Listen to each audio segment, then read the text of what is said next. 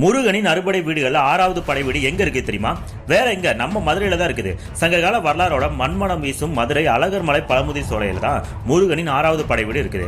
முதல் படை வீடு மதுரை திருப்பரங்குன்றத்தில் ஆரம்பிச்சு கடைசி படை வீடு மதுரை பழமுதிர் சோலையில முடியுது. மதுரையில மட்டும் முருகனுக்கு 2 படை வீடுகள் இருக்குது.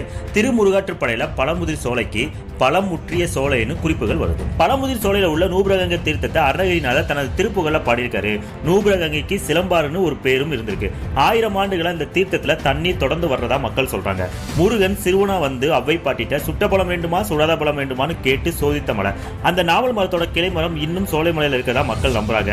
இங்க உள்ள முருகனை வெற்றிவேல் முருகன் சொல்றாங்க. ஆரம்ப காலத்துல வேல் மட்டும் வைத்து வழிபட்டாங்க. இப்ப வள்ளி தெய்வயோட முருகன் காட்சி தராரு. முடிஞ்சா நீங்களும் அவரோட போயிட்டு வாங்க. முருகனின் 6வது படை வீடு பழமுதிர் சோலையை பத்தி நீங்க என்ன நினைக்கிறீங்க கமெண்ட்ல சொல்லுங்க.